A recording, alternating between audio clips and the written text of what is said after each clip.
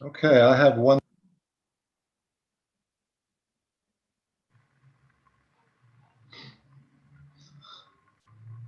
Okay. I'm going to call the December meeting of the Knox County Board of Zoning Appeals to order. Can everyone hear me? Yes. All right, thank you. Yes. Okay, if we could start with a call of the roll from the clerk's office, please. Patricia Williams, Present. Jamie Rowe, Present. James Corcoran, Present. Ashley Williams, Present. Cecil Anderson, Present. Terry Kerr, Present. David Harden, Present. Rebecca Longmire,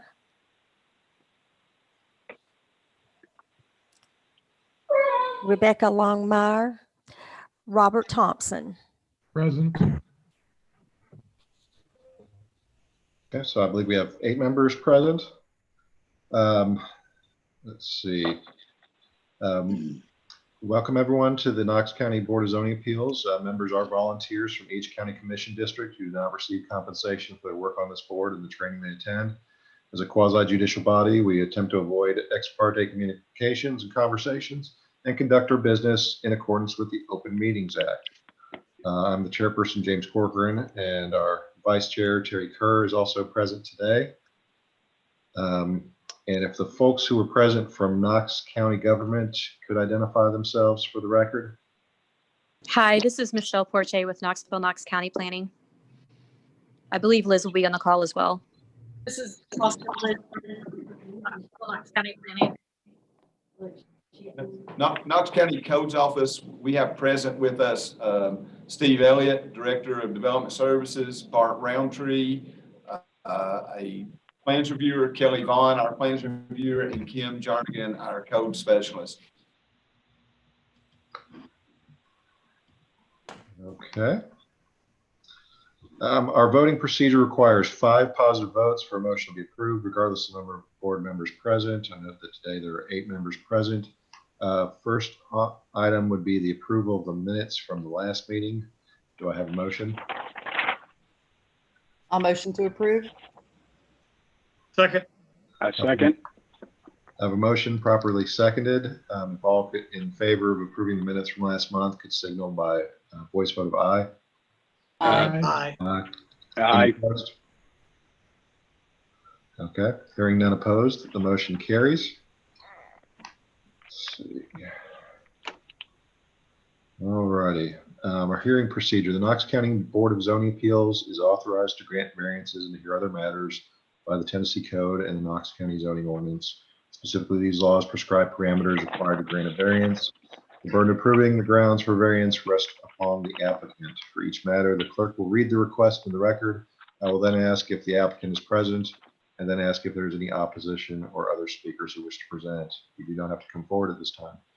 Once we determine the speakers for the item, we'll call on the governmental agencies such as Knox County Codes, Planning Commission, etc., to make statements regarding the facts pertinent to the property and the background of the request. Board members may ask questions of those governmental agencies once they've made their statements.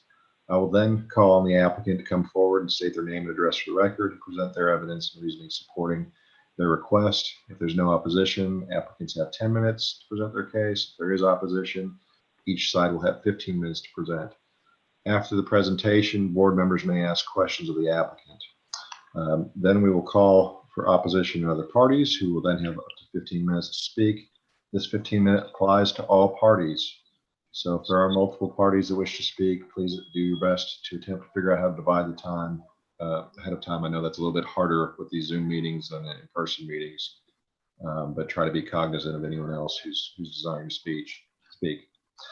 After they speak, the board members may ask questions of any of the opposition. Finally, there'll be discussion on the case by the board, during which the commissioners may ask further questions of the parties that have already testified, and then we'll make any necessary determinations and motions. Our bylaws allow an applicant an initial hearing on the matter to request a deferral of 30 or 60 days without prejudice. In the event of a deferral of an application or failure to appear, any opponents may be heard on the record at the meeting that they're present at, to demonstrate their opposition. Could the law director please address those intending to give testimony today? Good afternoon. This is Daniel Sanders with the Knox County Law Director's Office. If you intend to give testimony, or there's any chance that you might give testimony before the Board of Zoning Appeals, I would ask that you raise your right hand and answer in the affirmative after me. Do you swear or affirm that the testimony you are about to give before the Board of Zoning Appeals will be the truth, the whole truth, and nothing but the truth, so help you God? I do. All right, thank you. And while I still have the floor, there are a couple of housekeeping items that we were required to do under the Governor's Executive Order 65. The first is to determine that the meeting, this electronic meeting, is necessary to protect the public against COVID-19 outbreak.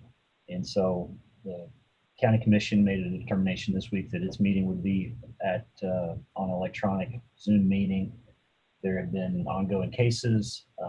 The Board of Health met yesterday or the day before and determined, discussing the increase in cases and the need for potentially more regulations. So I think in light of all that's been going on, there's sufficient basis to determine that this meeting is necessary. And the second thing would be that that determination needs to be made by the board.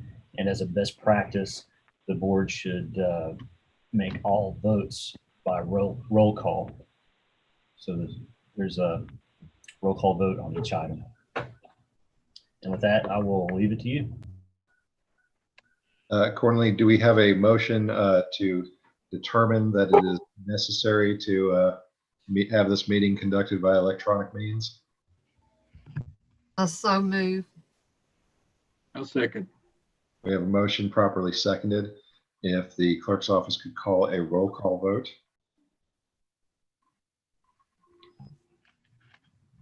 Patricia Williams,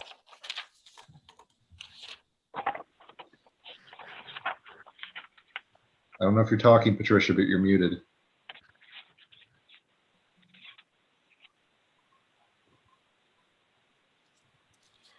Jamie Rowe, Yes. Jamie Rowe votes aye. James Corcoran, Aye. James Corcoran votes aye. Ashley Williams, Aye. Ashley Williams votes aye. Cecil Anderson, Cecil Anderson votes aye. Terry Kerr, Aye. Terry Kerr votes aye. David Harden, Aye. David Harden votes aye. Rebecca Longmire is out. Robert Thompson, Aye. Robert Thompson votes aye. And Patricia Williams, Aye. Patricia Williams votes aye. 8 members present voting aye. Accordingly, the motion carries, and this board has determined that this meeting is necessary to be conducted electronically. Let's see, do we have any agenda changes or corrections, or any applicants who are seeking a deferral to a subsequent meeting? If anyone's needing to chime in, there's an option under participants to raise hands. Please try to use that if wherever possible. I'd also probably ask that if anyone who's not currently speaking, your microphone muted so we can keep the background noise to a minimum. As a preliminary matter, I did want to inquire of my fellow board members. I don't want to necessarily take the matter out of order, but I do suspect we have a lot of people here probably on item 5B. And I know that we received a whole lot of documentation within the last 24 hours, including some correspondence for counsel for the property owner with some issues regarding the Fair Housing Act. And I wanted to inquire of my fellow board members if we felt like we'd had adequate time to review all the documentation that had come in, or if we wanted to perhaps entertain considering moving that item to the next scheduled meeting so that everyone can be adequately prepared for that item. Does any board members want to be heard on that issue?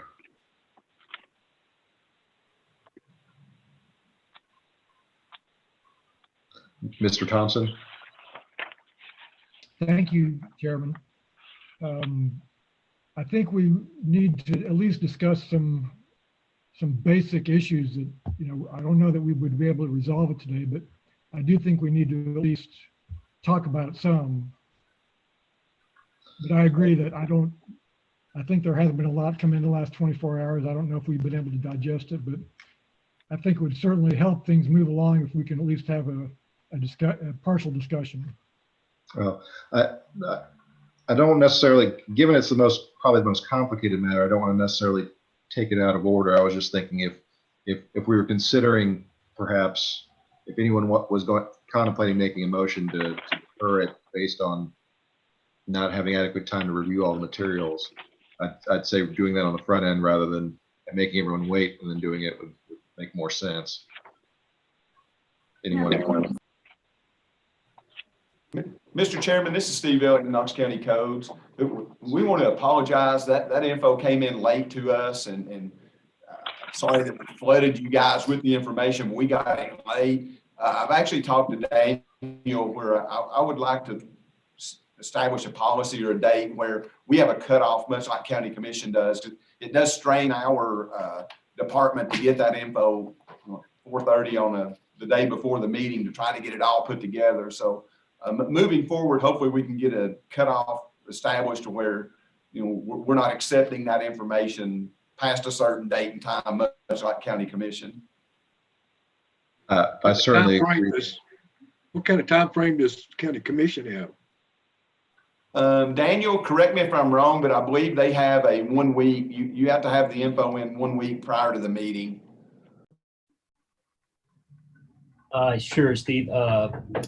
I'm not aware of any time limit that County Commission has. But as the board's aware, County Commission and this body perform different functions. County Commission is a legislative body, and essentially they're making law as they go. This board applies law, and it's acting in a quasi-judicial capacity. So it is a little bit more akin to a court where you're making a record and you're applying law to facts, and it's important to have those facts in front of you within a sufficient amount of time to be able to consider them and adequately put them into context. So I think the board could adopt a rule or a rule of procedure that establishes a cutoff date or a deadline for submittal of documents. The County Commission, it's not uncommon for someone to walk into a zoning session at County Commission with a presentation that they hand out immediately before the item or as the item's being called. But like I said, it's a little bit different of a situation. That would take some consideration. You'd want to, have that put on the agenda as a discussion item, and then circulate some drafts and really put our heads together about what that should look like in order to balance all the interests of due process and then the efficient function of the board. So it could be done, but I don't know if it's something we're going to accomplish today. Thank you for the clarification, Daniel. And I think when we get back to in person, it's not that big of an issue. Someone could bring it. When we're getting it, we're trying to prepare, the presentation for you guys. And we're getting information late in the day, and we're trying to put it together. So, we basically had this morning to get everything input into our presentation for you guys. So I think once we can get back to in person, it's probably not as big of an issue as it is trying to meet over Zoom and get the information late. And I do want to be fair to our good folks with Knox County government. I think everyone's doing a fine job. I know we were receiving stuff as late as 10 a.m. this morning. And if I don't know if anyone else is interested in making them, well, Ms. Kerr, I see that your hand is up. Yes, I would just want to ask, is it Mr. Klein? Is that who would be the proper person to ask how they feel as well, if no one else on the board? would want to take more time to review. How do you feel about the, I guess, lack of time that we've had to review all of the information that's come in over the past 24 hours? I don't believe Mr. Klein has joined us just yet. I thought I had seen him a minute ago, but I feel like there, in one of the bits of documentation we received, there was at least one party that was saying that maybe they couldn't afford to continue to have him on. So, which just sort of indicates how They're ready to be done. how much trouble we've had in keeping track of all this. I see Miss Howard's hand up, who I think is probably the person who had sent in that, if I remember correctly. Yes, that sir. email. Is that accurate? Yes, sir, it is. I'll be speaking for the community. Monetarily, we were unable to continue having representation. So I'm here to answer any questions if you have them. Okay. And let's see, I do think we still have Mr. Mullins on the other side of it. Mr. Mullins, do you want to bring up anything with regards to just, and I'm really just trying to keep this limited to just the appropriateness of going forward on today on this matter. I don't want to get into the subject matter of it out of order. Sure, and I appreciate that. And I apologize. I was one of the late submissions. I needed to respond to, I think, the second letter Mr. Murphy said, and try to keep that brief. We would like to go forward today. However, we want to go forward with the board feeling confident that it has a full set of information before it and has had time to digest that. So if you ask us our preference, we would like to move forward. But, you know, having said that, we want to be fair to the board as well. I've not received any additional information. I understand there's probably a lot of emails that I even had chance to address. But with that said, I think the core issues have been outlined and before the board for quite some time. That's Miss Howard, I think your hand is still up. I don't know if you'd put it up again. I'm sorry. No, I don't know how to take it off. I think you might just click it again. I'm trying to remember off the top of my head. Okay. In regards to that, we would obviously want the board to feel confident in the information that they were given. If you all are not feeling comfortable with it, we as a community obviously want you to have a better understanding or feel like you have your head wrapped around. So I'm comfortable with whatever decision you all make or what you're comfortable doing at this time. If I recall correctly, this is actually in Commission District 8, and I did get an email from Ms. Longmire saying she wasn't feeling well today. I would hate to not have the commission member from that district available. So, agreed. My thought would be is I'm going to make a motion to continue item 5B to January, because especially some of the legal issues involved that Mr. Mullins has brought up regarding the Fair Housing Act. I feel like I've got starting to get a good grasp on it, but I'm a lawyer to begin with, and thankfully I had some free time yesterday evening to actually read it. I want to make sure that this board at least reads through all of it and also reads through all the additional correspondence we've got before we go forward on this matter. I think it's really important, and I want to make sure that it's done right. Is there a second for my motion? I'll make a motion to second. Okay. We have a motion properly seconded. Any discussion? And we're just keeping it limited to whether or not to continue the matter to the January meeting. Mr. Chairman, I would like to suggest that we discuss the time frame before the meeting in January. I think it's critical. The last email I received was at 10:59 this morning.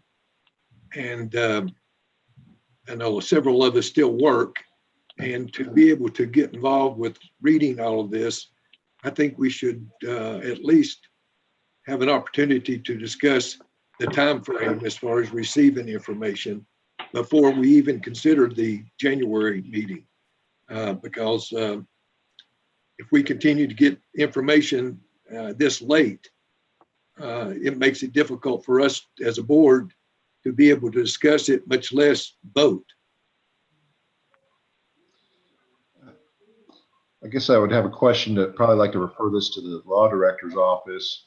Would we be capable of either creating a special rule just for this particular case for the purposes of when we're going to close proof, at least as far as written submissions? Or would we be in a position without further notice to adopt a rule today as a general rule?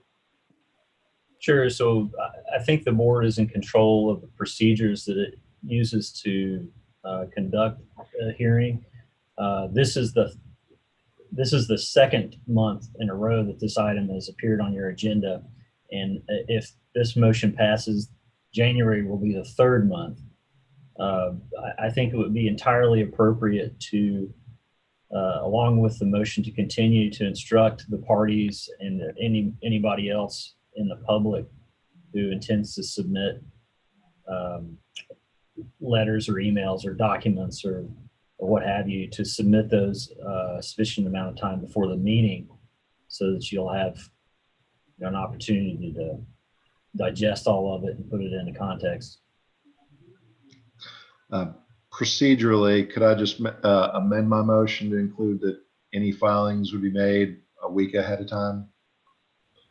Sure, the second will accept the amendment. And I've already forgotten who the second was. I second. Are you okay with adding an additional stipulation that we require any filings be made, say 5 working days ahead of the, I guess it's the January 27th date on this matter? Correct. Correct. Okay. I do. Okay. Okay. So we have now an amended motion properly seconded that will be moving this matter to the January date with the admonishment of all parties to make any submissions 5 business days prior to the January 27th meeting. Do we need any further discussion in this matter from any board members? I do not. Okay. Hearing none, I think it's appropriate that we proceed to a roll call vote if the clerk's office could assist us with that. Patricia Williams. Aye. Patricia Williams votes aye. Jamie Rowe. No. Jamie Rowe votes no. James Corcoran. Aye. James Corcoran votes aye. Ashley Williams. Aye. Ashley Williams votes aye. Cecil Anderson. I'm sorry, I didn't hear you. Did you say aye? Cecil Anderson votes aye. Terry Kerr. Aye. Terry Kerr votes aye. David Harden. Aye. David Harden votes aye. Rebecca Longmire is out. And Robert Thompson. Aye. Robert Thompson votes aye. Accordingly, the matter item 5B is continued to the January meeting of the Board of Zoning Appeals. Alrighty, and again, just we're admonishing all sides to make sure that any submissions be made 5 business days prior to that date. Okay. And getting on to the agenda. If the Travis could read the first item, which I believe is item 4A. Request of Domingo Garcia for variance of the Knox County Board of Zoning Appeals for waiver to allow accessory building to be in front yard between principal structure and street. Property is located at 1485 Branch Field Lane, CLT map 047, group LB, parcel 030. Property is zone PR in the 7th Commission District. Okay, let's see. And the applicant is Mr. Garcia, who I believe is here. Do we have any opposition here on item 4A? If anyone could just signal either by raising their hand in the participants or by speaking up orally. Okay, I don't think we have any opposition on it. If our representative from codes could kind of walk us through this item first. This parcel has two front yard setbacks. It's basically a corner lot. The applicant, we're going to share a screen here. We did a demonstration of there's some drainage easements and a detention area in the backyard. To build this structure in the rear of this property is impossible. There's not enough property to do it. So the proposed location of the structure is the only area that is buildable for this parcel. So I guess our office would be in favor of it, but as you can see here, the screen we're sharing shows that there is no other area due to the dual front yard setbacks. Okay. Anything else from codes or any other member of Knox County government before we have the applicant speak? I think that's it for us. All righty. And the shaded area here on your screen is the detention area and the easement area, and the red line is actually the front of the structure. So the garage would have to be behind that red line behind the structure in the non-shaded area. Okay. All righty. And Mr. Garcia, I believe I see you there.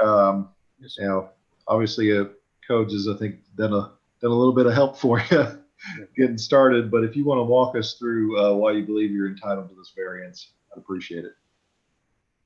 Thank you. Probably the first question would be, why would I buy this property if I didn't have enough room for my family and I? But we were advised by the real estate person that the lot was bought with the empty lot was bought with our house, that we could build anything we want to on that property. Being new into the state, we assumed that her advice was accurate, and so we bought it on those bases. Meanwhile, we don't have enough room for family. We escaped the fire from California, brought a lot of stuff with us. We had a lot of property over there. I have 6 adopted kids. The only reason I mentioned that is most people say, how do you get 6 kids in high school, at that age? But so, there's 6 drivers, 6 cars, and we have 3 storages right now, a boat in one storage area and a travel trailer in another, and whatever. We've been waiting to build this detached garage for a while. So it's been about 6 months now.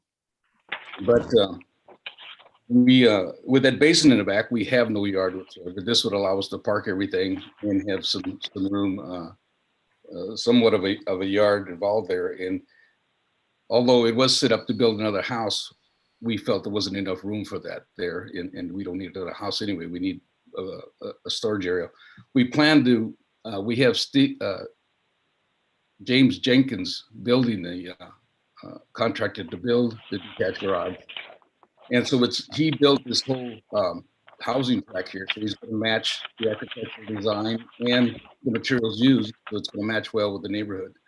The doors that open to that garage are going to be facing the house and not the street, which lessens the amount of cement out in the front of that to the street, and more of a grassier landscape provided in that area. So it's going to match well if we do this. And I've submitted a letter there from half a dozen of our neighbors in the neighborhood. The ones right next to me, they have no concerns about it whatsoever. As a matter of fact, they're in favor of it. So I'm hoping with that. And I did submit something also that shows you the parking restrictions and the fence restrictions. As far as the fence is concerned, the only place I can put a fence up is at the back corner of the house. And if you look at that, the plans you had there, that allows little or no room, maybe a little strip of land where you could do anything with it, park anything, which isn't going to work. Anyway, we went ahead and had the property rezoned to combine the properties, dissolve the property line, and combine the properties as one address, one unit. And but then that complicated things by giving me 2 fronts. And if you look at those pictures I've submitted, there's a tree line that grows right along our property, along Dry Gap, which hides that whole corner. You can't hardly even see the house from that street. As a matter of fact, we had to trim back some of the trees because it was a blind corner. You'd come around the corner and you were unable to see. You'd have the picture go in the other direction from the house up to the, that's the parking we have there. One car isn't in that. Yeah, that right there. See those trees, that's up against a dry gap, and that kind of blocks the whole view over there. And we trimmed that one tree down at the furthest right where you couldn't see around that corner. But anyway, I'm just saying it'd be a good spot for it. It's an empty lot. There's nothing else we could do with it. So it would work great for our family if we could do that. We'd have to probably move if we couldn't do that because we can't, we don't fit otherwise. So I would. Okay. And I don't think we had any opposition. Am I missing anybody? Just want to make sure.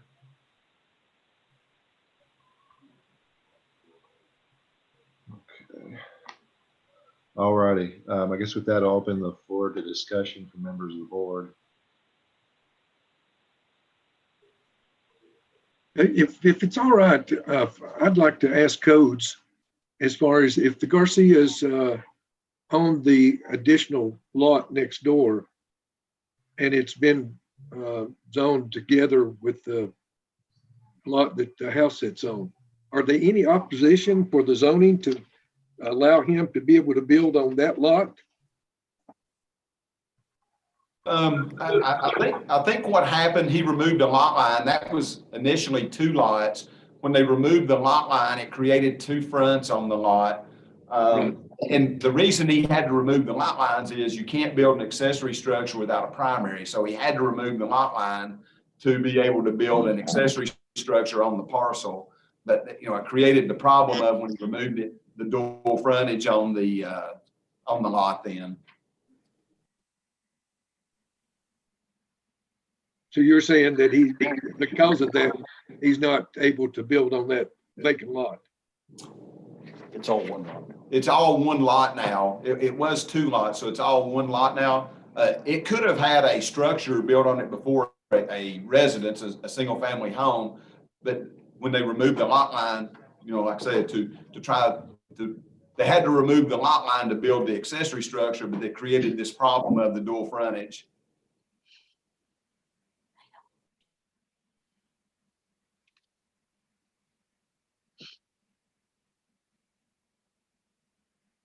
So the area in the back that you indicated that was the only area that could feasibly be built, is that area big enough and large enough for the garage? Yeah. No, it's not. We'll pull it back up and show the shaded area is the easement areas, the detention easement and the drainage easement for the parcel. So there could be no building in the shaded areas. And also, if you see the red line that says front of house, the accessory structure would have to be inside that red line behind the house. So as you can see, the white area, there is just no area there to build on. When he removed that lot line, that made that side of the house a front also. So when you're looking at it, the 2 red lines are fronts of the house.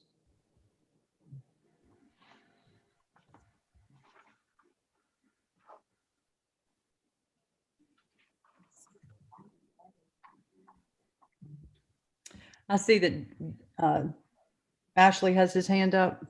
Mr. Anderson, were you done? Yes. All right. Before we get to the electronic hands that are up, I think Ms. Rowe had her hand physically up first. I apologize, my hand doesn't work on the thing. I just wondered if codes could show us exactly where it's going to go, and with maybe that little black hand that comes up, and also if they could tell us the size of the building proposed. Thank you. We're sharing the screen of the site plan that shows the structure and then the proposed accessory structure. The hand on the screen there showing you the size of this building. And Kelly, do you know the size? I don't. Mr. Garcia. Mr. Garcia could clarify on the size. I don't think we know what the size is. Yes, sir. It's 30 by 40. You can see the dimensions, the rectangular form there, so you can tell which is a narrow, which is a wider. And that's as close as it would fit because there's an easement from the drainage pipe. Under you can see the diagram there. We're staying out of that easement, so it's pulling it fairly close to the house there.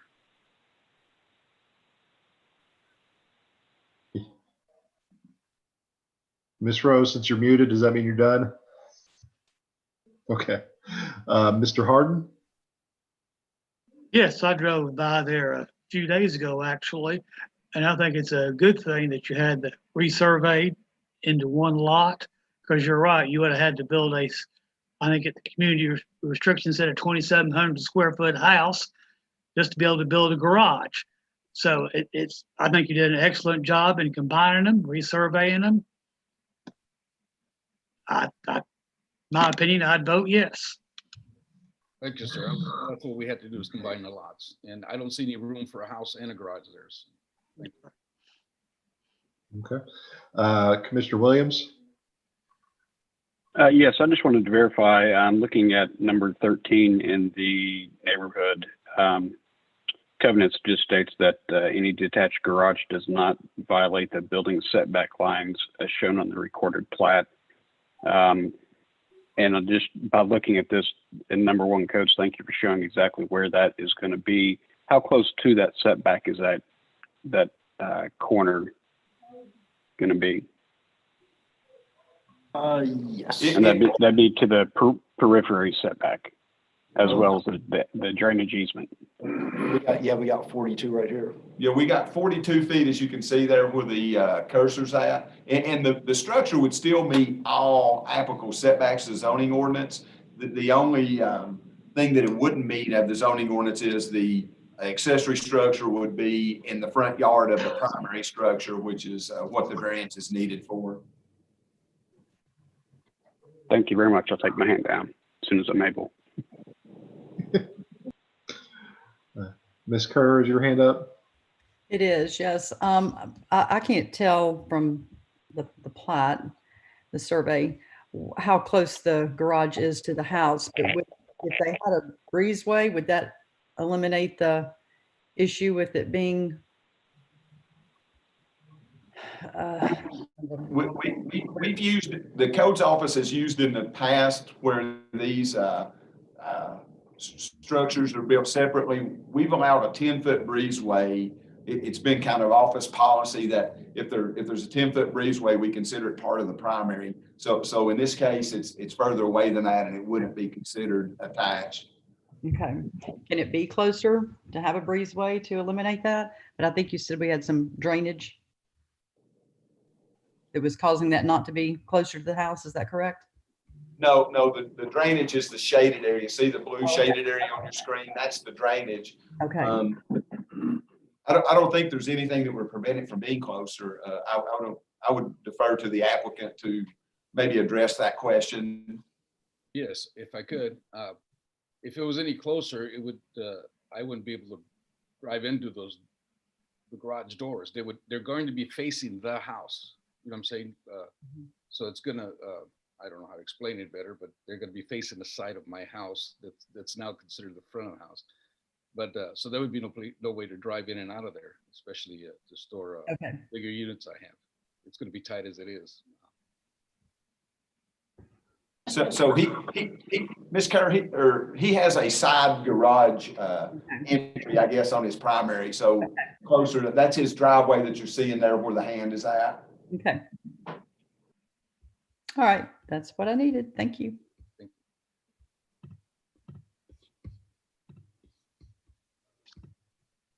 Do you have any other discussion or any motions to be made? Mr. Harden? I will move to approve the applicant's request. Okay. We have a motion. Do we have a second? I second. I'll second.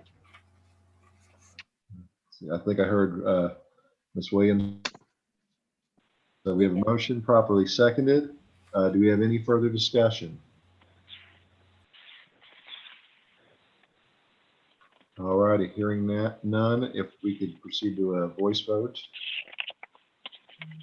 Roll call. Patricia Williams. Aye. Patricia Williams votes aye. Jamie Rowe. Aye. Jamie Rowe votes aye. James Corcoran. Aye. James Corcoran votes aye. Ashley Williams. Aye. Ashley Williams votes aye. Cecil Anderson. Cecil Anderson votes aye. Terry Kerr. Aye. Terry Kerr votes aye. David Harden. Aye. David Harden votes aye. Rebecca Longmire is out. Robert Thompson. Aye. Robert Thompson votes aye. 8 members present voting aye. The variance is approved. All right, thank you. All righty, and you're excused. All righty, if we could proceed on now to item 4B. Request of Joseph Salomon for variance of the Knox County Board of Zoning Appeals for waiver to allow accessory building to be in front yard between principal structure and street. Property is located 1934 Highlands Ridge Lane, CLT map 117, Group JA, parcel 050. Property is zone PR in the 6th Commission District. I see that the applicant is here. Do we have any opposition to item 4B? Okay, don't see any opposition. And Mr. Can you pronounce your last name for me? Sure, it's Salemi. All right, you can just hang out. We're going to have Knox County codes sort of give a quick presentation first, okay? Excellent, thank you. This is a request to have a swimming pool in the front yard. Section 4.103 of the swimming pool regulation says an accessory structure or residential building, a swimming pool is permitted in the side or rear yards of a principal building, except on lots greater than 1 acre where pools may be located in front, side, or rear yards of principal building. This parcel doesn't have 1 acre. The hardship here is that this parcel actually has 3 fronts. It has has a side street, a front street, and a rear street. So by our interpretation, that would be 3 front yard setbacks. So even though the pool is behind the house, that is still a front yard by the zoning ordinance. So the hardship here is that they have no place to put the pool other than in a front yard. And we shared the screen here to show you kind of the map and the plat of the parcel that shows where the pool would be and the 3 streets of the parcel.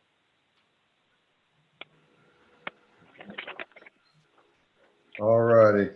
And then Mr. Salemi, you want to go ahead and just sort of walk us through your application then? Sure, thank you, board. Thank you for hearing my request. Yeah, my family and I purchased, went under contract for the Highlands at Hardin Valley last summer. We're going to be closing this Friday. We're very excited to be here. So we purchased this property because it had, we loved the neighborhood, the location, also had a smaller backyard, but it was flat enough to put in a small pool. Felt that we did all the due diligence. And when we started the process with the pool company, they let us know about, because we're a corner lot, that, you know, we are technically 3 fronts. So what we wanted to do before I knew that I needed to request a variance was, you know, I wanted to keep the same style privacy fence as my neighbors and continue that. So we would have a privacy fence and, you know, some privacy greenery like the cypress or the arborvitae. And then we found out that we needed a variance. So here we are. One other thing I wanted to note, I did send in some pictures. The property is elevated. So from the street level, from the entrance to the subdivision, once there is a privacy fence, no one will be able to see in the backyard from the street level or even the subdivision where the mailboxes are, because the property is on a elevated surface. And yeah, there are the pictures there. So we feel that once we put the fence in, that matches the neighbors, and we'll put in some greenery as well, that no one will be able to see the pool, see anything that's actually in the backyard. And I had reached out to our direct neighbor that you can see the fence there. That's the Farabellini family at 1930 Highlands. And they submitted an email that the pool is okay with them. And I also reached out to another direct neighbor at 1931 Highlands, the Goodrich family, and asked them, and they submitted an email to me, and I submitted that to zoning as well. Okay. Any discussion from the board? David, you have your hand up, but I think that might have been from the last item. Not seeing any hands up. Commissioner Kerr, I think this is your district. Yes, I really have no questions. I think the only thing that I'll just ask codes is the only thing that we're really dealing with here would just be the fact that he has 3 front yards. Everything seems to be working as far as setbacks. Is that correct? Yes, that is correct. He's having to meet 3 front yard setbacks because of the 3 streets. Okay. And he's within those setbacks, is that correct? He's good with all Yes. that? Okay. Yes, kind of the same as the last one. Yeah. All the setbacks will be met. The only thing the variance is to allow the pool to go into the front yard of the structure. Okay. That frontage along Campbell Station, that back, even though it's the rear yard, it's still considered a front by the zoning ordinance. Right. Well, does anyone else have any questions or comments that they want to say? I will file a motion, make a motion if everyone's ready. Go ahead. All right, I would like to approve the request for the waiver to allow accessory building to be in the front yard between the principal structure and street. I second. All right, we have a motion seconded by Ms. Williams. Any further discussion before proceeding to a vote? Hearing none, if the clerk's office could assist us with that. Patricia Williams. Aye. Patricia Williams votes aye. Jamie Rowe. Aye. Jamie Rowe votes aye. James Corcoran. Aye. James Corcoran votes aye. Ashley Williams. Aye. Ashley Williams votes aye. Cecil Anderson. Cecil Anderson. Cecil Anderson votes aye. Terry Kerr. Aye. Terry Kerr votes aye. David Harden. Aye. David Harden votes aye. Rebecca Longmire is out. Robert Thompson. Aye. Robert Thompson votes aye. Okay. 8 members voting aye. All right, accordingly, the variance is granted. Thank you very much. Thank you so much. All right. Okay, proceeding on to item 4C. James, if I could, Mr. Smith had a chat saying that he was unable to be on the video or audio, and he wanted to know, could he type if he needed to? I just wanted to see if you were able to get on. I can see the chat. Can the other members of the board see are you all able to pull up in the chat? If Yes. Mr. Smith is to type something, is anyone unable to see that? Okay, Mr. Smith, I guess we'll give it a shot and see if it works. We'll start by having the folks from Knox County government kind of walk us through it. If at any point you feel like you're unable to adequately communicate for the purposes of going forward, at least let us know that, and we can consider bumping this to the next month if we get to that point. Okay, did you hear all that?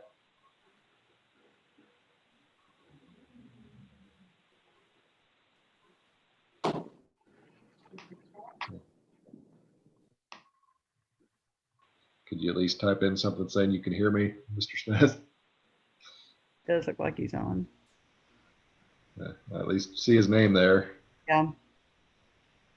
Hey, this is Rob with IT. He's actually typing to me, and he said, yes, he did hear. Oh, can you switch it so And it's typing to it looks everyone? like his mic is unmuted. He left and came back in. We were working in the background to try and resolve his technical issues. Mr. Smith, can you hear us? If you can, try and speak. You might not have a microphone. Mr. Smith, you might have had it set up that you were typing directly to Mr. Link. There's a 2 and then a colon, and you might be able to set it to everyone so that we can all see what you type. If you can figure out how to do that, type in something saying that you're here. Otherwise, maybe we might have to have Mr. Link read it out. Oh, there we go. Okay. Well, I was about to say 1 blank for yes, 2 blanks for no, but okay. All righty. So I think we've got Mr. Smith now at least communicating to us via electronic writing. Now, can Codes kind of walk us through this next item 4C? I need to read it into the record. Read it into the record. Mr. Smith has typed in. Or did we already read it in? No. Oh, sorry. Got ahead of myself. Thank you. 4C is request of Gary Smith for variance of the Knox County Board of Zoning and Appeals for waiver of height regulation from 18 feet to 19 feet 8 inches. Property is located at 1829 Plum Branch Road, CLT map number 104, group OA, parcel 036. Property is zoned RA in the 6th Commission District. And I appreciate the clerks keeping me on track. Okay, now Knox County Codes. Yes, the parcel is zoned RA, and by the zoning ordinance, an accessory building shall not exceed 18 feet in height, provided, however, the 18 feet height limitation may be exceeded to conform to the pitch of the accessory building roof to the pitch of the roof of the principal structure. In no case shall the bottom cord of the roof truss or the bottom of the ceiling joist of an accessory building exceed 18 feet. And I'm pretty sure Mr. Smith's structure is 19.8 to the bottom cord of his ceiling joist. So he would need a variance of 1 foot 8 inches to allow his structure to continue. And we're going to share some photos. I think the structure is probably it's at least through the framing stages. Granting him the variance would allow him to continue. Okay. We'll get those up here for you to see. Here's his plan. And then. There we go.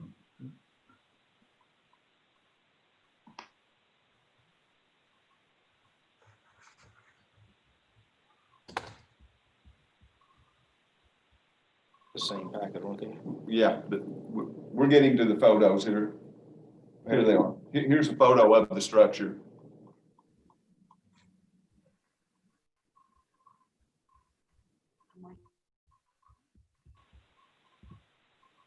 With that, we'll turn it over to the applicant.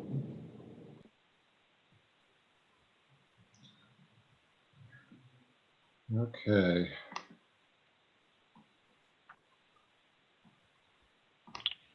All righty, Mr. Smith, the best you can in this format. And again, if at any point you feel like you're not able to communicate adequately with our technological problems here, just let us know, and we just go ahead, and if you want to type in whatever you want to add.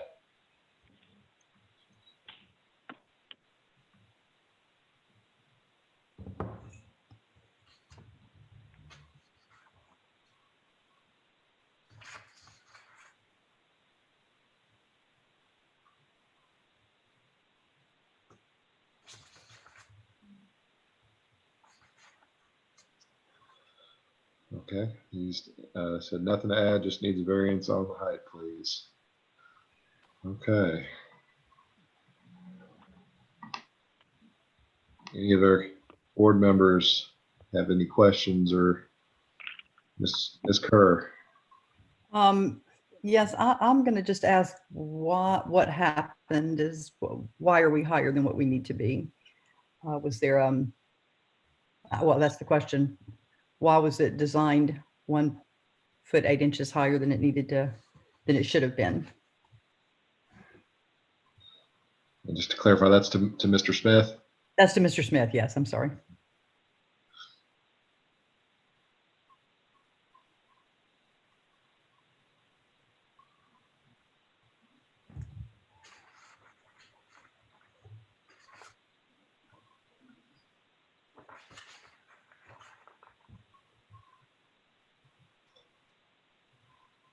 Mr. Smith, I'm not sure if you heard, but Board Member Kerr was asking why exactly this is, that it's 1 foot 8 inches higher than it's supposed to be. Oh, there we go. Wow.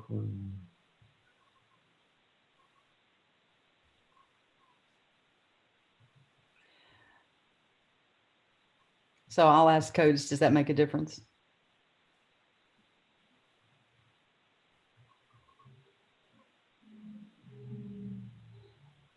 I'm sorry, repeat the question. Does that make a difference, his answer? 18 feet to the bottom cord. It's 18 feet to the bottom cord of the floor joist. And And he is 18 to the bottom cord. he's saying he is 18 feet to the bottom cord. Our inspection team went out and they're in disagreement that it's not. So sorry, we're trying to read through the zoning ordinance here as we're going through this.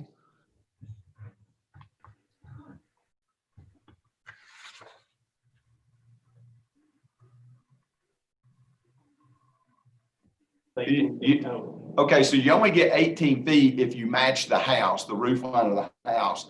In this case, this one does not match the roof line of the house, so he would get 18 feet to the bottom of his truss, which is the 18 inches difference between his interpretation and ours.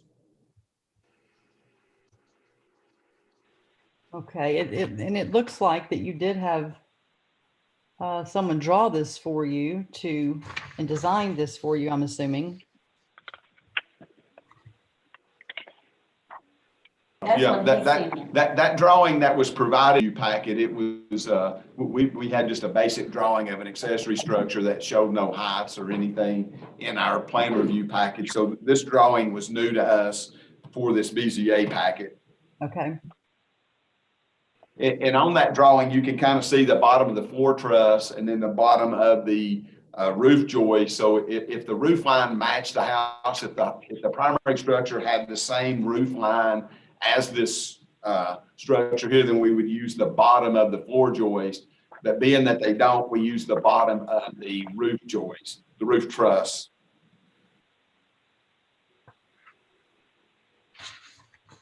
Okay, I don't have any questions right now. Ms. Rowe? Thank you. I've just got a couple of questions and then I'll mute it and let you all answer. You said you didn't have height things in the plans review packet, but it was approved anyway. Is that correct? Yes, typically these type of accessory structures, can be hand-drawn type structures. There's really no architectural design to them. So it was just a really simple drawing that we approved that didn't show the heights or roof type systems on it. Okay, so is there a stop work order now, or what has happened that made everything change? Yes. When our inspection team went out, they found that the height limitation had been exceeded, so they issued a stop work order. The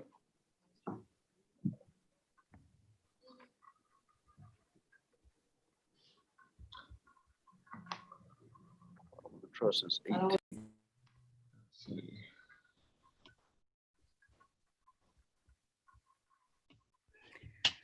Okay. Let's see, Mr. Thompson.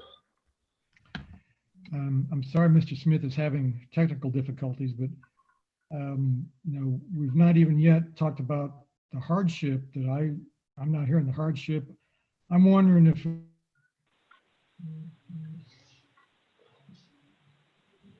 Mr. Thompson, I Sounds like I can't hear you anymore. Can anyone else hear Mr. Thompson still?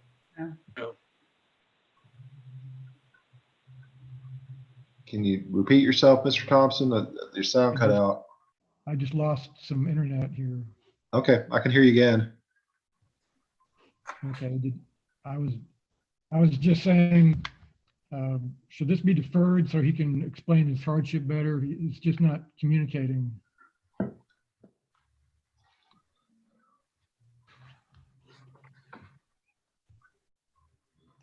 We built it. And, well, Look at his response. I've read his response. I guess my concern is I don't know if continuing this out makes a hardship out. The issue I've got is our hardships are supposed to be something unique to the piece of property. You know, some sort of topographical issue, something with the shape of the lot, something unusual about the piece of land.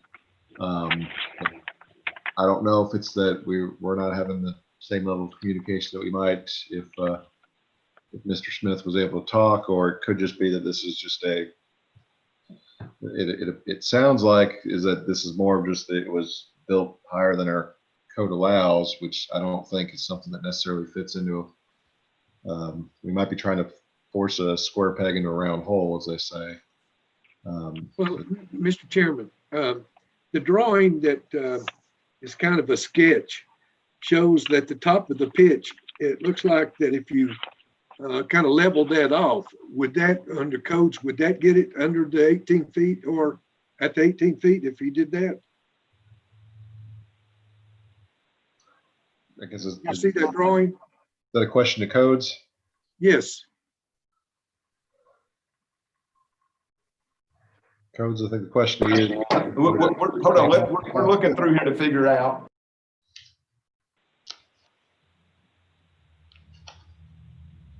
If the top can be at 18 feet. If the top can be at 18 feet, yes, they've got it. But the peak is at our measurements like 1910, which is 19.8, somewhere in there, which is like 20 inches too high. So the level area that is shown on the drawing, that would get it to the 18 feet or even less. It looks that way. It's kind of hard for me. I'm trying to read these on an 8x10 sheet, but yes, it would appear if they chop that off, it would meet the height limitations. Would that be something Mr. Smith would be feasible?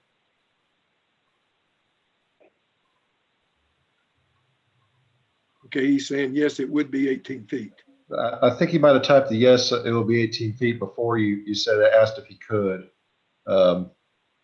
Well, I know he was probably answering from the codes information also. I guess is the question from you to Mr. Smith, Mr. Anderson, is whether or not he's capable of cutting that top off? Well, yes. I mean, if the way he indicated it would be, but we'll put that question to Mr. Smith if that's feasible.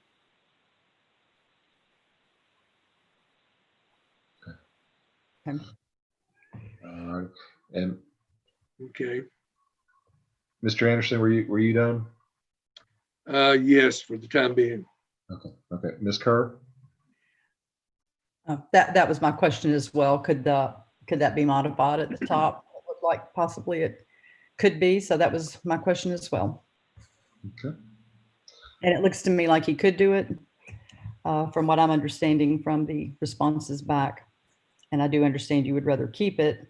I think that we have our hands tied a little bit as far as the request. So. Ms. Rowe? I guess my biggest problem is when the plans were submitted and it was approved, was nothing ever said about the height? I mean, I have a problem with things being approved and then something being built and then them putting a stop work order on it. I guess I just don't quite understand the process. If somebody could kind of clear that up a little bit.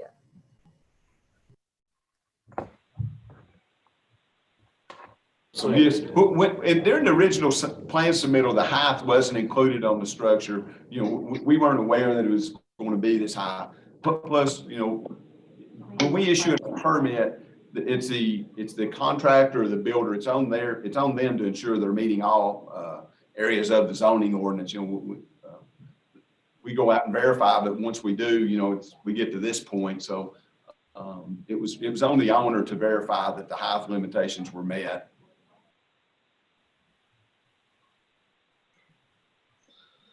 All righty. Do we have any further discussion or a motion to be made?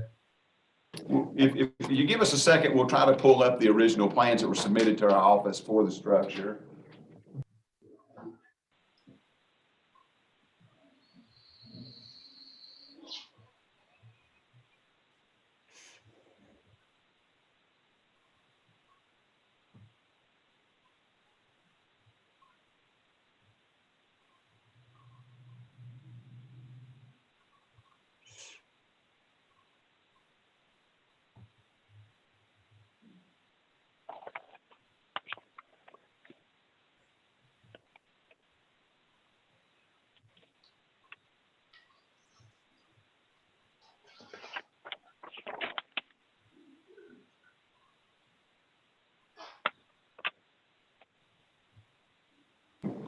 We're going to share with you a screen of what we had, you know, when we stamped these about, you know, meeting zoning ordinance and those type of things. But the structure plans we got for the structure was here, you know, so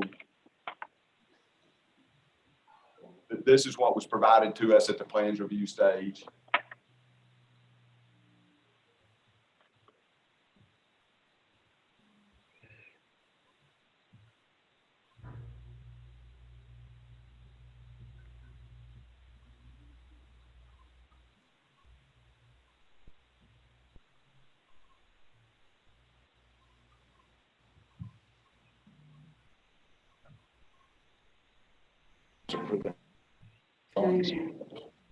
Is this on a large parcel?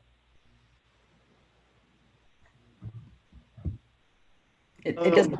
It's just a typical neighborhood. Okay. Yeah, let me find out. We'll pull that up for you here too. On an accessory structure, you know, we don't ask for as much detail as we do on a single family home. So I was looking at the wrong address. I'm sorry.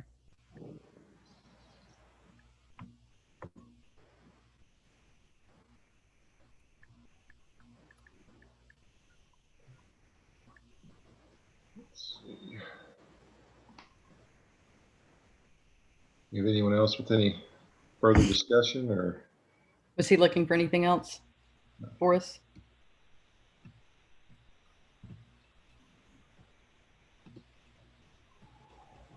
I was kind of wondering too, just kind of piggybacking on Ms. Rowe, that when you do give the permit, is there, you know what they're building with the accessory structure? You know, is there a little cheat sheet, so to speak, saying, okay, hey, you can't be any, this needs to fall in line with, just out of curiosity? No, we do not provide those. We don't provide that info to the permittees. Okay. Well, if no one has anything else, I'll make a motion. Let's see. Sorry, every time we switch to the share screen, it moves everything around on my. Okay, I don't see anyone else with their hands up. Ms. Kerr, the floor is yours. I do see Mr. Smith did make another comment. He had a full set of plans. Looks like only the electric showed up on the submittal. Don't know if that. Don't know if that means anything to anybody. Wanted to make sure everyone saw it. He also, I think there was another paragraph, at least I hadn't seen before. A variance will not impact anyone and will look good. It is detached garage for the owner. Just so everyone's seen Mr. Smith's statements. Yeah, I saw that. And you said it was in a typical neighborhood. What do we have anything from the neighbors that have said anything? Do we have any email from them? I'm sorry, let me look back through mine. I don't see any. I don't see anything either.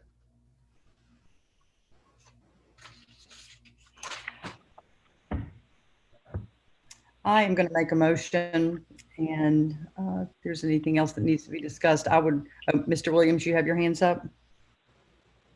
Yes, I was just going to ask Codes regarding the set of plans that were submitted where the electrical did show up on our screens. Are there any other slides that would show the height that he submitted? I'll look for something else. What we shared with you was all that was in the file. There was no other documents. Just what we shared was the only thing that was provided at the time of the application for the permit. So just the electrical? Yes, and then the reference code sections for the code section that it would need. That this sheet here that we're sharing now. I'm not sharing it. Oh, I can't share it. Hold on, we're trying to use that. This sheet here, that was what was provided to us.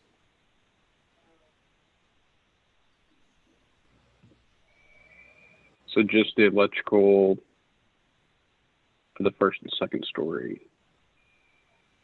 Yeah, so that was all that was provided to us. And the site plan that showed the structure meeting setbacks. Okay. And I can't read everything on that, but I don't see that there doesn't appear to have anything regarding the height of the building on that. Is that correct? That is correct. Okay. Well, if there's nothing else, then I will make a motion. And as much as I'd really like to approve this, because you can do something about this, I'm going to make a motion to deny the request for a waiver of the height regulation from 18 feet to 19 feet, 8 inches. We have a second?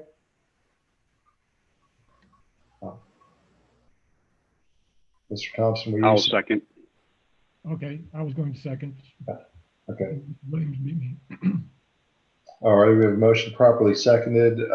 Floor is open for discussion. Just, I guess I'll go ahead and chime in my piece on this. I've got a lot of sympathy for the applicant, but the trouble I've got is there's the old saying, ignorance of the law is not a defense.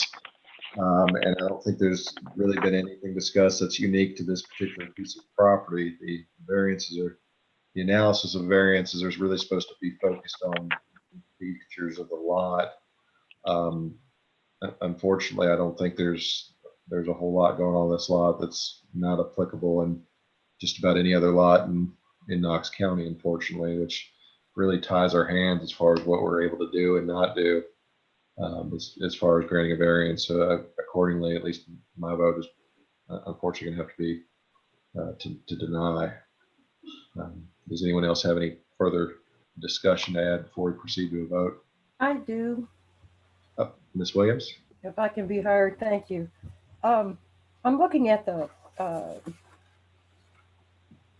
code or the information on page 2 of our package, on page 3 of our package, the 5.11.11 height regulation.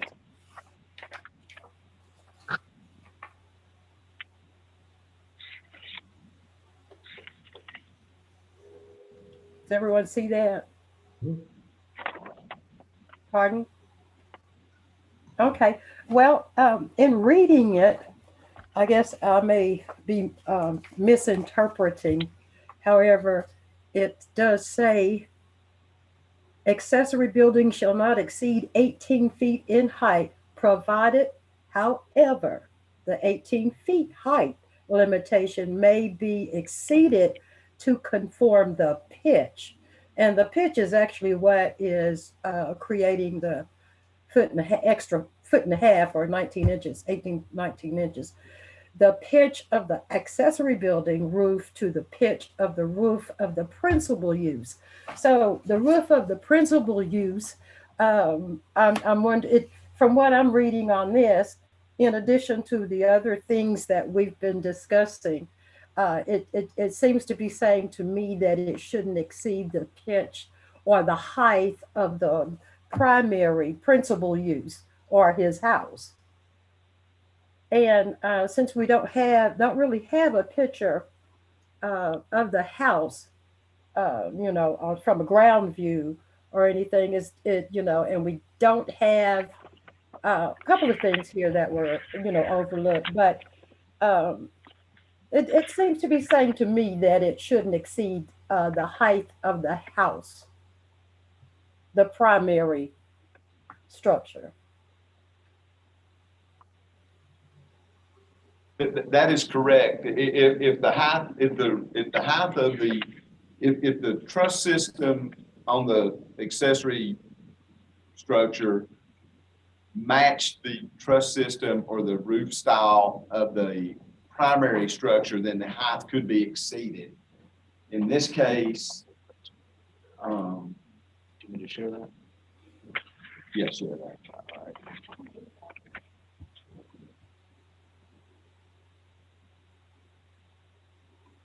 Do we have a front ground? There we go.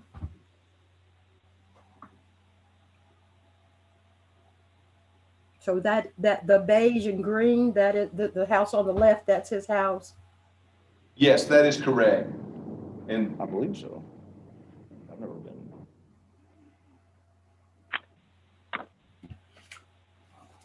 Is that Could we your ask house? the applicant if that is his house? yes, ask the applicant. We think it is, but we're going off of. Mr. Smith, is that your house on the left? Can you see that?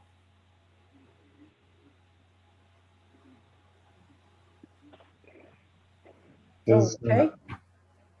He said no. 1829 Okay, let's see. Plum Branch.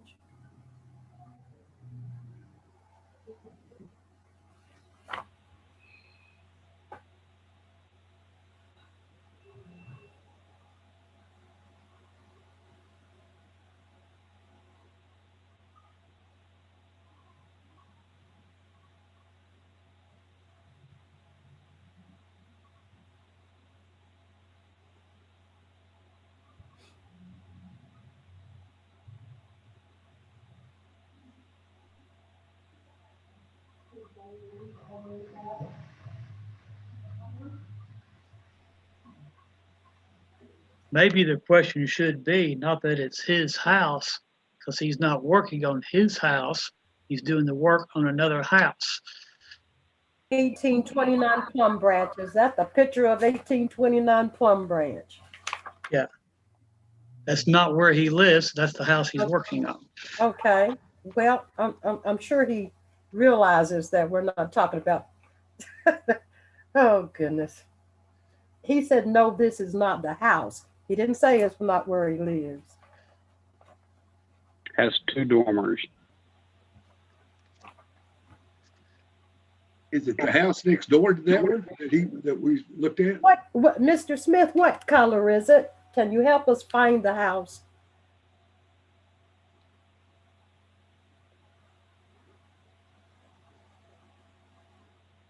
Gold looking siding. It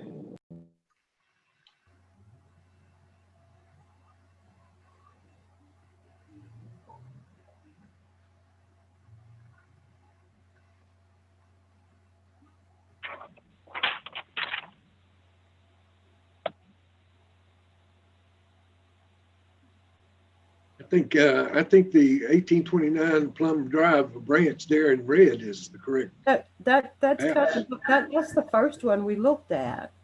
No, it's not. This one here is.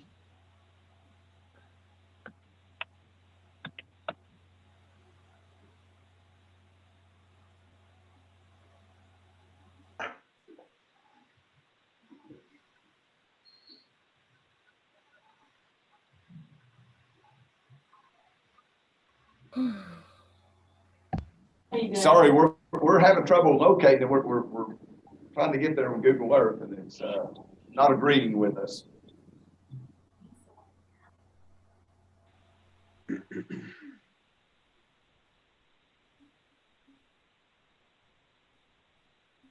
Can I jump in?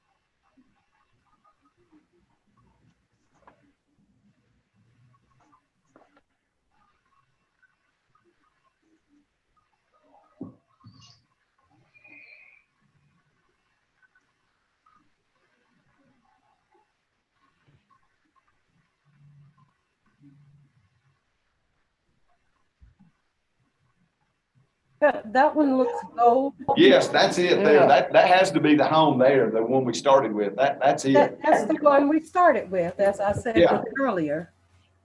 What was it?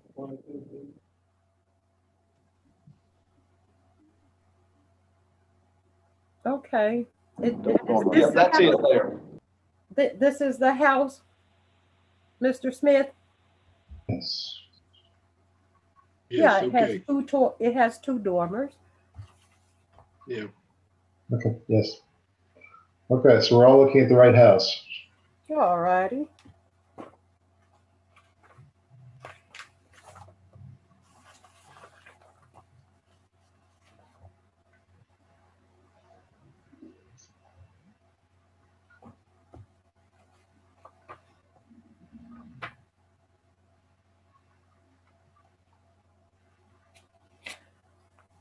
So this structure is going to be built over the driveway there to the right? And Garage is set back at the end. Okay. Yes, it is up that driveway there. The one you're looking at, it's up that driveway, and the garage is at the end of that driveway. Okay.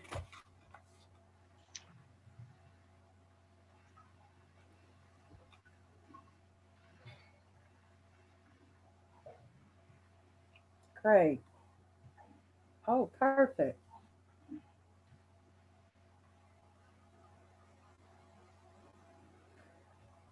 Mr. Chairman, with the motion on the floor, are there any, what do we do about making a second motion?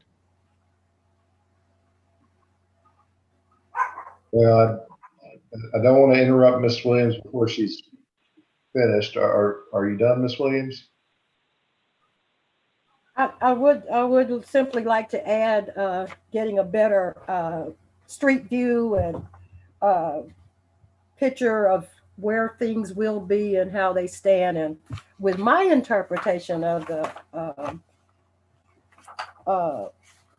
information we have here, it seems that he should be okay, in my opinion, especially since it's going to be set back and now that we can see the house and that it's not going to exceed the height of the house from what I understand, the principal use.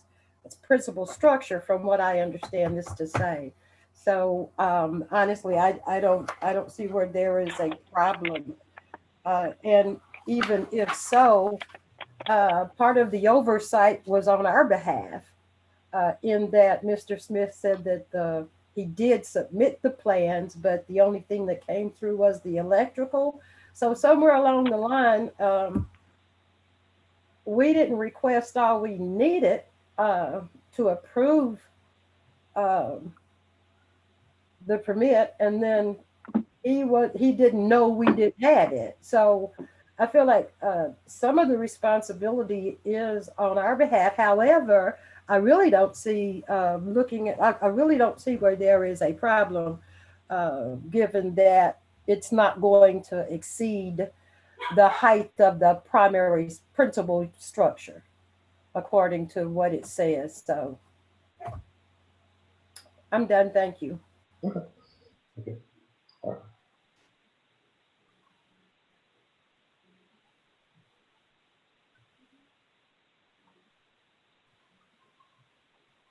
All right. If the pitch of the roof matches the pitch of the primary, in this case it does not, you get 18 feet to the bottom of the truss. In this case, since the roof lines don't match, you get 18 feet to the top of the structure. You get 18 feet max height, and the structure is 1910. So that exemption would not apply here because the slopes of the roofs do not match. If that makes sense to you. And Mr. Anderson, did you have something? I was just asking, Ben, that there's a motion on the floor, and it's been seconded. If there was an opportunity to make a motion as far as a second motion. A substitute motion could still be made. Then I'd like to make a motion that since Mr. Smith has agreed that the roof line can be modified and that he would be okay with that. The picture that's got the drawing showing that the pitch of the top of the garage could be brought down to a level area, which then from code's recommendation would be lower than the 15 or the 18 feet. I'd like to make the motion that we accept his request with the following, subject to him modifying the roof to the level area shown on the drawing and it being less than the 18 feet. Well, the point is that if it's below 18 feet, he doesn't need a variance. I'm sorry, what? I think if it goes below 18 feet, he doesn't need a variance at all. So even if we denied it, he could still build it that way. Someone can correct me if I'm wrong on that estimation, but that's the way I'm looking at it. Makes sense. That is Do you correct. see that Mr. Smith has replied? Let's see. This is pitch. Drawing his house.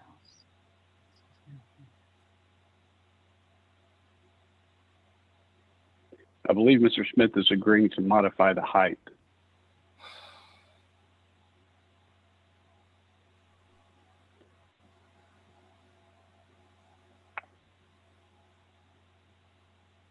I guess my question is, again, I'm going to go back with,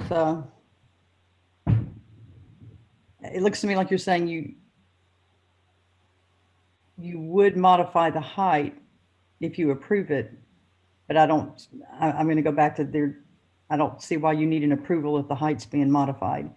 And maybe I'm missing something as well. Well, I think you're correct. If he doesn't have to have a variance, if we deny this request and he changes the roof line to where it would meet codes, then I'm sure we wouldn't have to have an approval. So I can take my motion off the floor if that's the case. Okay, so we still have the original motion. Let's see, Mr. Sanders, is your hand up? I was simply going to point out that it wouldn't be appropriate to grant a variance for a building that is intended to, or if the variance is intended to make the, for a building that complies with all the code. Yep, we lost you. I think you muted yourself during the middle of that, Mr. Sanders.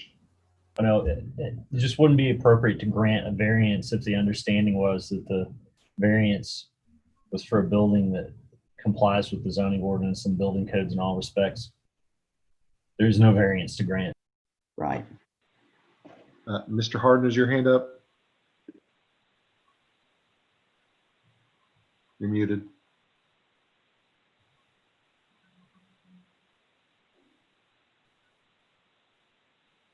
Oh, have you taken your hand down? Okay, Ms. Rowe. He has sent us something else about changing the height. Okay. Well, if it sounds like he's saying he's willing to change it to 18 feet, which would be consistent still with us denying the variance. Codes, if we were to change it to 18 feet, the stop work order could be lifted, right? That is correct. Or he's saying he can change it to a gable roof to match the house. He could have 18 feet to the bottom of the first floor then. So he could modify it that way and he wouldn't need a variance. Okay. But long story short, if he's going to do either of those, you all can lift the stop work order for him to do that, right? Yes, he would need to submit us a revised drawing just showing that new roof style, and we would lift the stop work order. That's correct. Okay.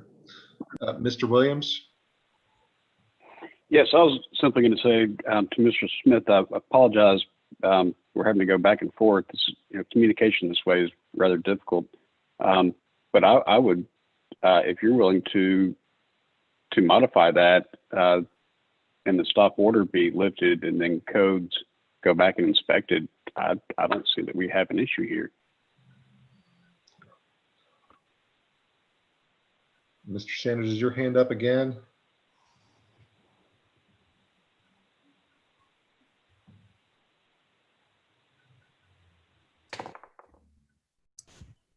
No, guess not. Okay. I think based on that discussion, I think it'd be appropriate to go ahead and vote on the motion because I think even if we, an I vote would be to deny the variance, but even if we deny the variance, it'll first of all, it'll conclude this matter. We can move on to the next one, but more importantly, I think we all now have the understanding that if those changes are made, the applicant can go ahead and make that building with those changes made. So not seeing any other hands up electronically, I can go ahead and proceed with that.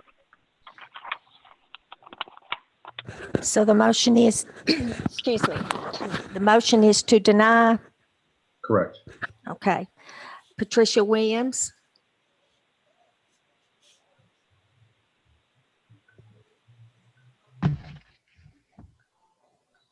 Nay. Patricia Williams votes no. Jamie Rowe. Aye. Jamie Rowe votes aye. James Corcoran. Aye. James Corcoran votes aye. Ashley Williams. Aye. Ashley Williams votes aye. Cecil Anderson. Cecil Anderson votes aye. Terry Kerr. Aye. Terry Kerr votes aye. David Harden. Aye. David Harden votes aye. Rebecca Longmire is out. And Robert Thompson. Aye. Robert Thompson votes aye. Okay. 7 aye, 1 no. Accordingly, the variance is denied, but it sounds like the applicant's got some instruction as to how we can get past this impasse with codes. All righty. Proceeding on to the next matter, which I believe is item 5A. It says request of Calvin Miller for variance of the Knox County Board of Zoning Appeals of 1 acre per dwelling to 2 dwellings per 1.48 acres. Property is located at 2320 Gamble Drive, CLT map 17, parcel 021. Parcel is zone ag in the 7th Commission District. All righty. And is the applicant here? I'm Donna Dwake. I'm the Russell's oldest sister, Calvin's oldest sister, and I'm subbing for him. Okay. And do we have any opposition here present? Okay, doesn't sound like it. Now, if codes, if you could kind of remind me or remind the board kind of where we're at on this one. Yes, this one was deferred from last month. This property is 1.48 acres. The applicant needs 2 acres to put 2 structures in the ag zone. So the request for the variance would be to allow 2 structures on less than 2 acres in the ag zone. Okay. All righty. And I'm sorry, can you pronounce your last name again for me? Dwake or 4 Acre. I recently got married. Okay. Okay. If you could state your name and your address for the record, please. Name's Donna Dwake, 4 Acre, 9105 Thayer Circle in Knoxville, Tennessee, 37923. Okay.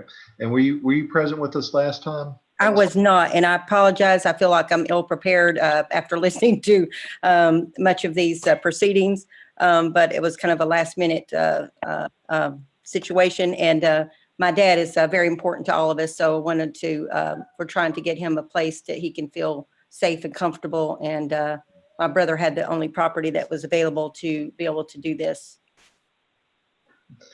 Is there, and I know you said you kind of feel ill prepared. Did something kind of come up at the last minute that you're here? Yes. He had another, they have a business and he was not able to be with the meeting. So I'm standing in. I just noticed that they have pictures and so forth. And I don't really know what my brother couldn't explain to me exactly what the issue was. Besides, I realized there's a shortage of property from what I understand. And he's applying for the hardship on my dad's behalf so that we can put a trailer there, maybe a 2-bedroom trailer for him to reside. Okay. Now, if you don't feel completely prepared, you're at least, I know you only get one automatic deferral, but if you so desire, you can at least ask the board to approve moving it to next month if you don't feel comfortable going forward.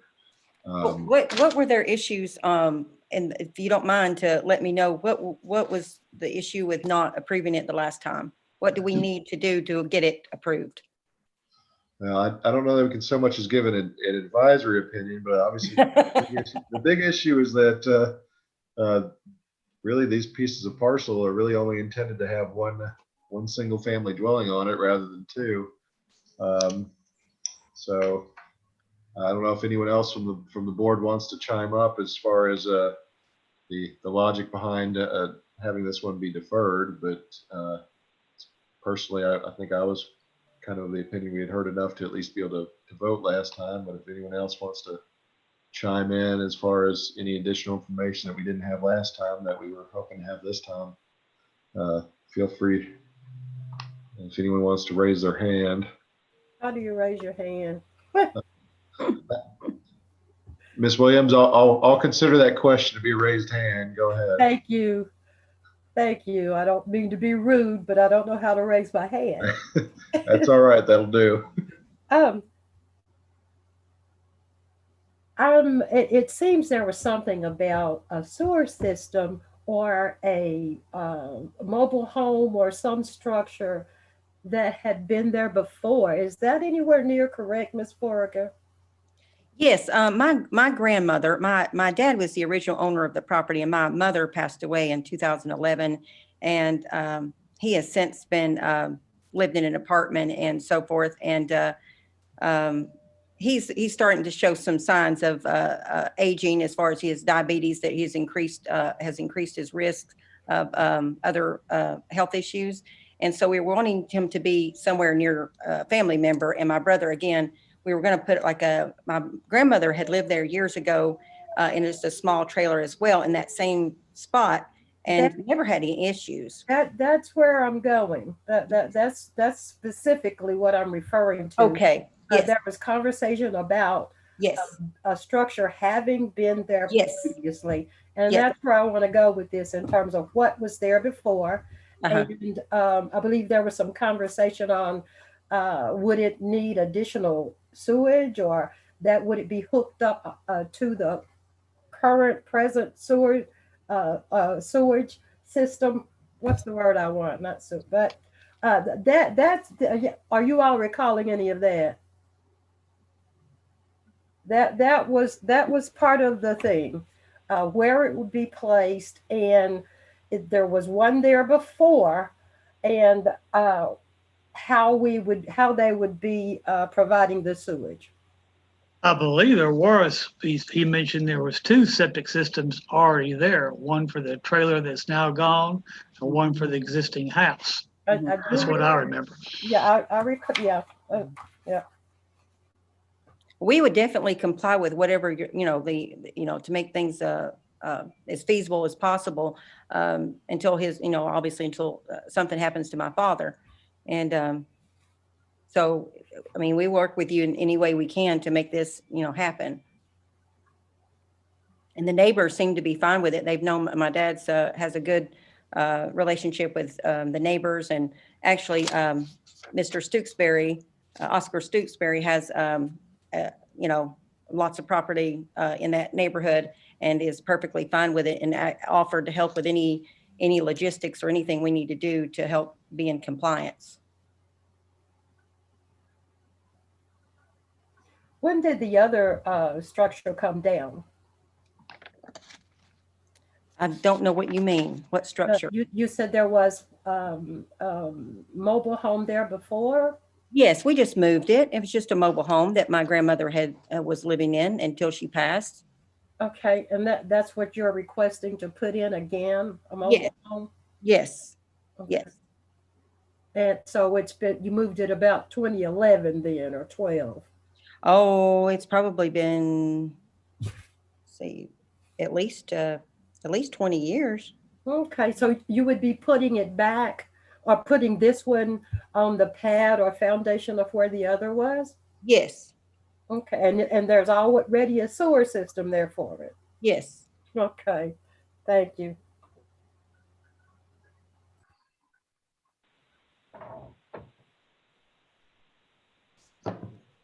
All righty, Ms. Kerr? Yes, I was not at the last meeting. From what I'm reading here, it looks like that what we're trying to get past is nothing that really has to do with the septic or sewer system, but the fact that we need 2 acres to be able to put 2 dwellings on. Did I miss anything else? Is that? You got it. Okay. That's the gist of it. Okay. All righty, Mr. Williams? It seems that there was a structure and septic there for the grandmother. When the father, if this were to be approved, what would be the intent of the structure after something happened to your father, or if he needed to be moved to a nursing home? That we actually just wanted it there for him. We don't have any, I mean, we'd probably just sell it at that point and remove it. That would only be our only intent is for him at this point. I understand. Thank you.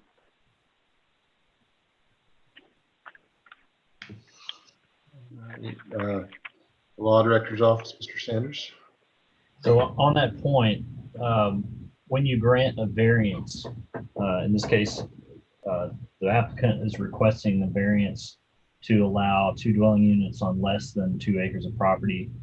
The zoning ordinance requires at least 2 acres in order to put 2 dwelling units on the same piece of property. If you were to grant the variance runs with the land. There's not a way to put a time limitation on the variance. There's not a way to put a limitation on the variance for so long as someone lives, for instance, which would be a time limitation. And the variance would just continue to run with the land and forever and ever, amen. Whoever owns this property would have the right to put 2 dwelling units on it. So I understand. Any thought that you can take into consideration the possibility that the owner will remove this mobile home after so-and-so passes away, then that's not a proper consideration. It's not a proper condition.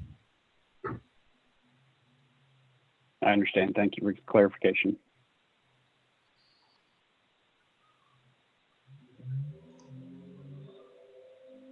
All righty. I don't see any additional hands up. Does anyone have Miss Rowe?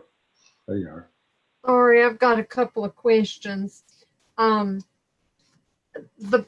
plat or whatever that we've got here shows that an additional building. There's not an additional building already there. That's just where the trailer was or something. Yes, that is correct. It appears that structure was removed sometime in the late 90s, early 2000s. 96 to 98 shows it there. The next aerials we have does not show it there. Okay, well, I have two questions then. And this is for the law director's office. I thought there was a state law that allowed a dwelling unit to be erected for a parent and for elderly parents, and then it's removed at the end of that time. Am I incorrect on that? There is a statute that permits certain medical residential units, but there are a lot of additional conditions that have to be met before that will apply. And I don't. Okay.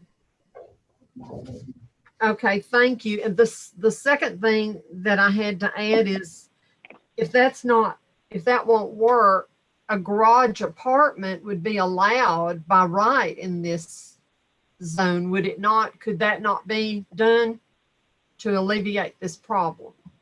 And that's No, I'm sorry.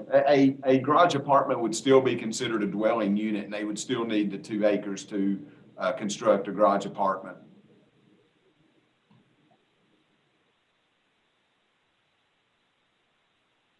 You've muted yourself, Miss Rowe. I don't know if you were continuing to go.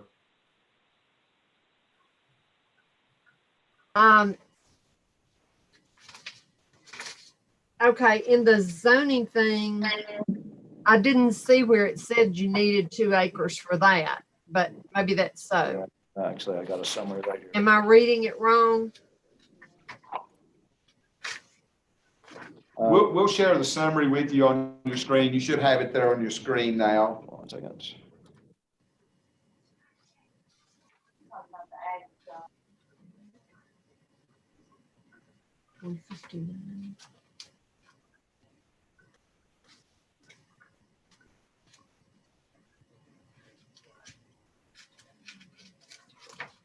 Section C would cover garage apartments. It even specifically mentions garage apartments.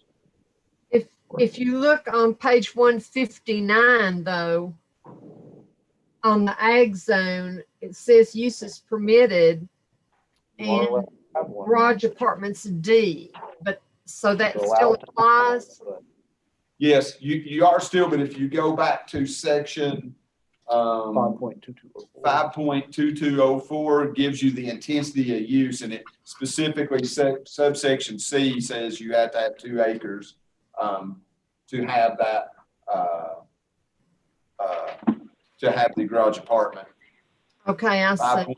Go for E, and then subsection C of E talks about the intensity of use for the ag zone. Okay, and I guess my final question is, there's no way that could be grandfathered in, the fact that there was a trailer there at one time. That's my final question. I mean, if it had been there in the last 6 months, yes, we would grandfather it in, but being that it's been removed for the better part of 20 years, it wouldn't be grandfathered in. Okay, thank you.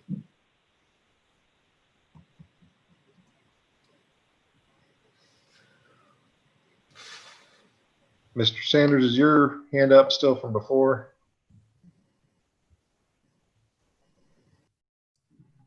I apologize. No. Let's see. Not seeing anyone else's hands up. Oh, David Harden. There we go. You're muted, David. I'll get used to this sometime. As bad as I don't like to do this, I think we need to make an approval, make a motion to deny the request. Do we have a second? Second. I'll second. Second from Ms. Kerr, a little bit quicker on the draw. Do we have any discussion? Hearing none, if we could proceed to a vote. Patricia Williams, I'm sorry. this is a motion to deny. Yes, I understand. I agree, unfortunately. Patricia Williams votes aye. Jamie Rowe. Aye. Jamie Rowe votes aye. James Corcoran. Aye. James Corcoran votes aye. Ashley Williams. Unfortunately, aye. Ashley Williams votes aye. Cecil Anderson. Nay. Cecil Anderson votes aye. No. That was a You nay vote vote. no. Yes, I did. No. Sorry. Terry Kerr. Aye. Terry Kerr votes aye. David Harden. Aye. David Harden votes aye. Rebecca Longmire is out. Robert Thompson. Aye. Robert Thompson votes aye. That's 7 ayes and 1 no. Accordingly, the variance is denied. And that concludes that matter. I believe that concludes all the matters that we've had on the agenda, with the item 5B having been previously continued to the next month, beginning of this meeting. Do we have any new business? I know there was some discussion at the beginning about creation of a rule with regards to the timing of how early before or how late before a meeting that stuff should be put forward, or would anyone want to maybe think on that and have something ready to go for the next meeting? Mr. Harden, is your hand still up? It's not supposed to be, but yes. But I would like to make a motion to have it, all necessary documents submitted at least a week before the BZA meeting.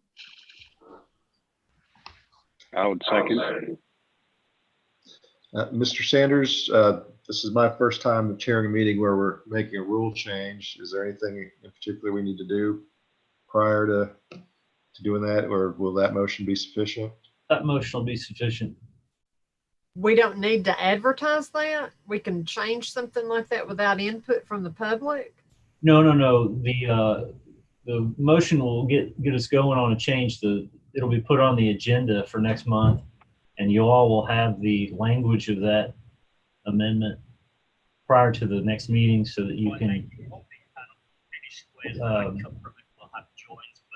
consider that and make amendments to it at the next meeting if you need to. Okay. Mr. Thompson? Yes, on that, can we consider having maybe an emergency exception if something truly compelling comes up? Leave us some discretion to go ahead and consider something. And also, we still need to vote on the 2021 calendar, correct? Separate item. That's part of our packages, the proposed dates for our meetings next year. Do we need to do that before we conclude here?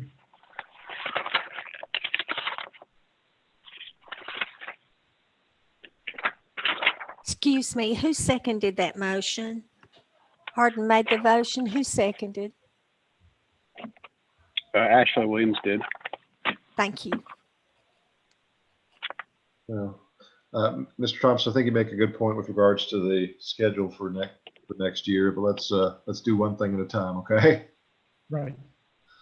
And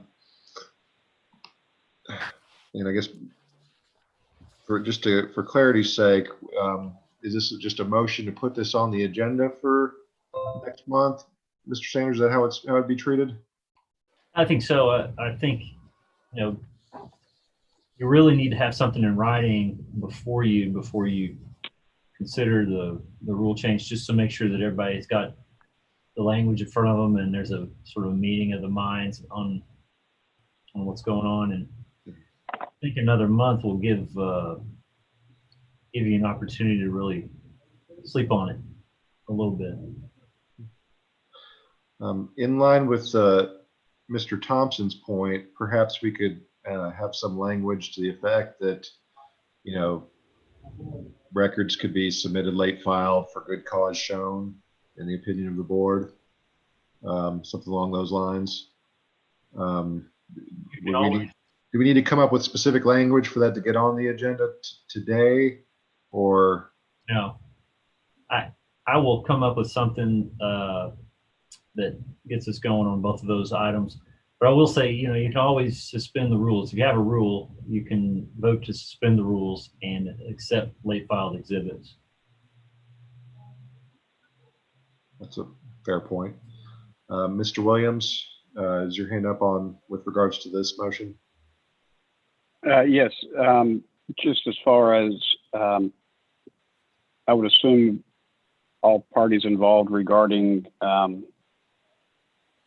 Wise Springs would be given notice as soon as possible as far as what that deadline is going to be. Yeah, I think we made a specific we admonishment with regards to their case specifically, I think. 5 business days prior to. Okay. Okay, so it sounds like we have a motion to add an item to the agenda for next month, entertaining a rule change to require that parties submit any documentation a week ahead of time, except for perhaps good cause shown or some other language to be proposed by the law director's office. We just go ahead and do a roll call vote on that. Patricia Williams. Aye. Patricia Williams votes aye. Jamie Rowe. Aye. Jamie Rowe votes aye. James Corcoran. Aye. James Corcoran votes aye. Ashley Williams. Aye. Ashley Williams votes aye. Cecil Anderson. Aye. Cecil Anderson votes aye. Terry Kerr. Aye. Terry Kerr votes aye. David Harden. Aye. David Harden votes aye. Rebecca Lawmeyer is out. Robert Thompson. Aye. Robert Thompson votes aye. All members present voting aye. Okay. And then I guess we do need to approve the calendar for next month. Does everyone have a copy of that?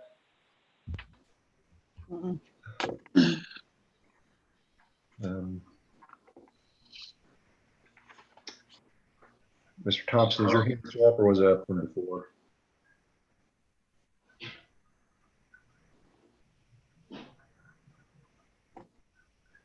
Will we consider the meeting in person next January as far as the meeting goes? This schedule is saying that we would meet in the room itself, the main assembly room and everything. Well, at least how I've been attempting to go is just following the guidance of or following the example of the county commission. But if anyone wants to make a motion to specifically meet in person or not meet in person next month, I think this is the time to bring that up. Ms. Rowe? Yes, I would like to suggest that if the governor's order is extended, it's just through December 27th right now, that we do it online. We don't have to follow what county commission does. And I guess my reasoning behind that is they're elected, they're paid a salary, they have insurance through the county. We're not, and we don't have to do what they do. I mean, that's just my thinking on it, because we seem to have 2 or 3 members that don't come, and you all end up with 5 or 6, and this way you end up with nearly everybody if it's extended. And that's what we talked about in October, that if it was extended, we would meet that way. I agree.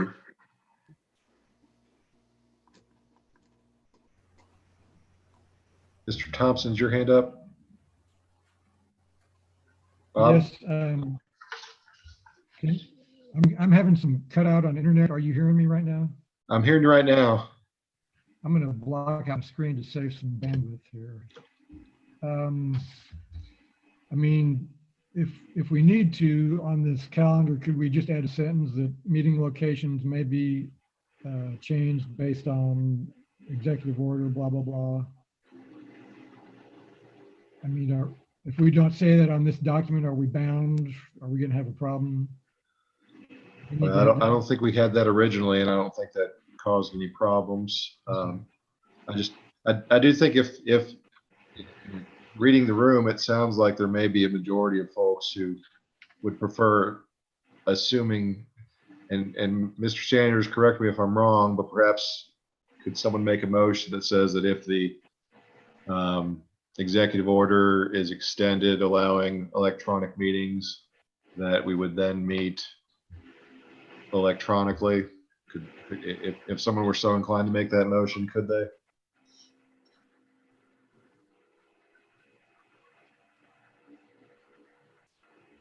Probably. So the governor's orders have in the past required the board to make a determination that the electronic meeting is necessary. You know, close reading of that would indicate that the determination needs to be made, you know, might not be able to be made a month ahead of time, but you know, we've sort of been monitoring that, and initially, my opinion has always been that the chair has the authority to make that determination initially, and then if there's some objection, those sorts of determinations about whether the meeting will be in person or online can be handled through the codes office without violating the Open Meetings Act. So, you know, if the board wants to express its desire to continue meeting online, it should be subject to that sort of determination, which I don't know that you can make a month ahead of time. Conditions may change. Right. And we always vote at the beginning of these electronic meetings to make that determination.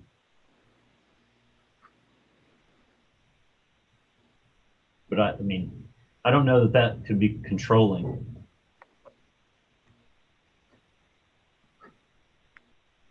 Clear as mud.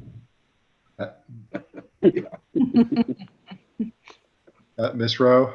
Could a motion not be made like we did in October, saying if the governor's order is extended, we will meet by electronically? Is that, we said that, I know, on the 23rd of October.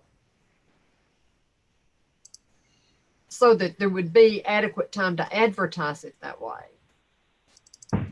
Well, the advertisement's got to go out. The state law requires that these agendas be public in the Office of Code Administration a week before the meeting. So those are being met by the Code Administration. Like I said, my concern is that the governor's orders have in the past required the board to make a determination that the electronic meeting is necessary because of COVID. And you made that determination at the beginning of this meeting, and I think probably there's sufficient, you know, hindsight to make that determination. Can you make that determination prospectively for next month?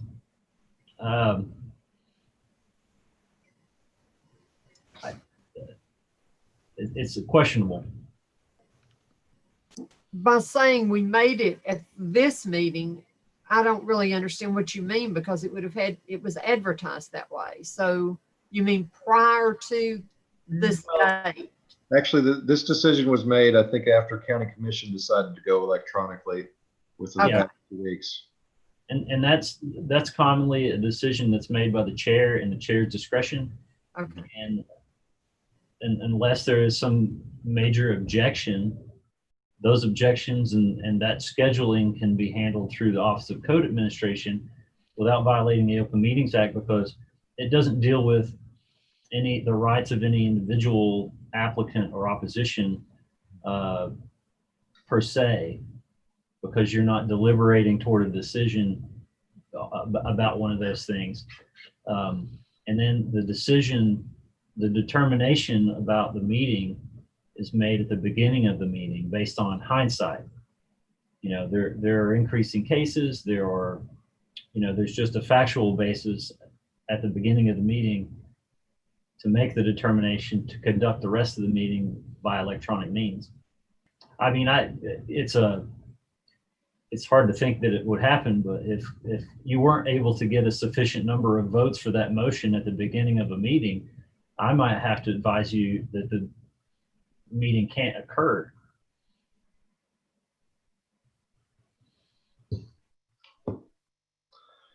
Now, I guess I'm just going to be upfront. My expressed intent is I'm going to try to follow what county commission does. And so I guess if most of you all are, if county commission is not meeting in person or is meeting in person and folks want to do it differently, I think everyone can, if everyone wants to communicate through codes and say, hey, I want to meet in person, or I want to not meet in person, if a majority provides input one way or the other, I'm going to follow the majority of the board.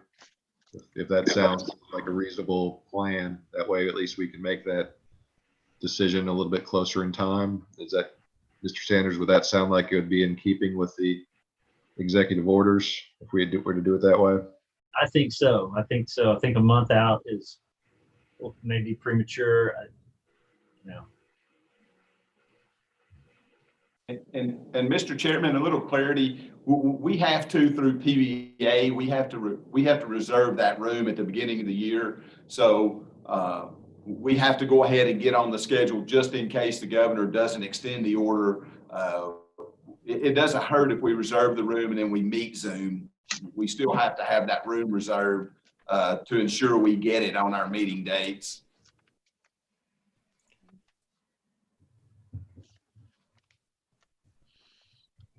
Oh, I guess with that being said, maybe I guess I'm making a motion to approve the calendar that was handed out. If everyone has it. Obviously, the location could change to electronically based on the procedure we've just discussed. But unless there's any issues with any of those particular dates, do I have a second? Okay, I have a second from Mr. Harden. Any discussion? With regards, I think we're mostly focusing on the dates here.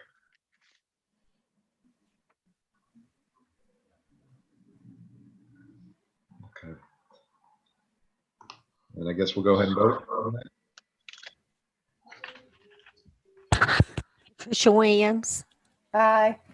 Patricia Williams votes aye. Jamie Rowe. Aye. Jamie Rowe votes aye. James Corcoran. Aye. James Corcoran votes aye. Ashley Williams. Aye. Ashley Williams votes aye. Cecil Anderson. Aye. Cecil Anderson votes aye. Terry Kerr. Aye. Terry Kerr votes aye. David Harden. Aye. David Harden votes aye. Rebecca Longmire is out. And Robert Thompson. Aye. Robert Thompson votes aye. All members present voting aye. Okay, so the calendar is approved. Any other matters for the board to discuss at the December meeting? Ms. Rowe. This won't take but 1 second. I was just going to suggest that for the Wise Springs meeting for next time, that everyone that was not here and didn't watch it on TV should. You can look it up on CTV and I can tell you exactly where it is so you won't have to watch a 5-hour meeting. It's number 32 and it starts at 4 hours, 19 minutes and 16 seconds. So that's 4, 19, 16.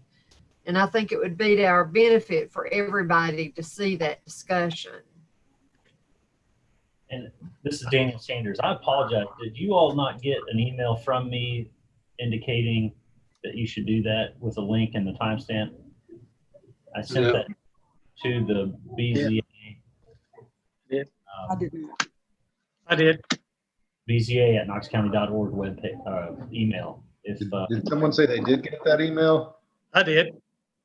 Huh. Hey, It's been some time ago, but yeah. hey, Daniel, yes, should that email, the BZA, should it go to all board members along with our office and you? We're not 100% sure that it's going to the board members. Should it go to all board members?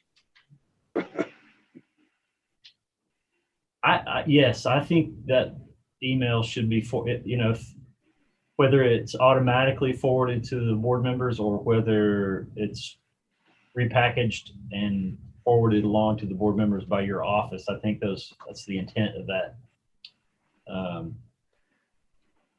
that email. Okay, I think there was a little confusion in our office if it went to the board members or if it just came to us. So we'll check logistically to see if it can automatically go to them. If not, we will forward it out to them as we get emails to them, which is, I think that's what we've been doing, but in that case, I'm not for sure that we did. I personally would like to see that meeting held in person, even if we can't do it this month, because there's a lot of public interest in that. And I think everybody needs to be present to hear it. The community, that is. On the other hand, I think it's been continued a few times already. The last time when we went, I think it was the second time it'd been on the agenda. This was the third time. So there's something to be said for they need to get it done at some point.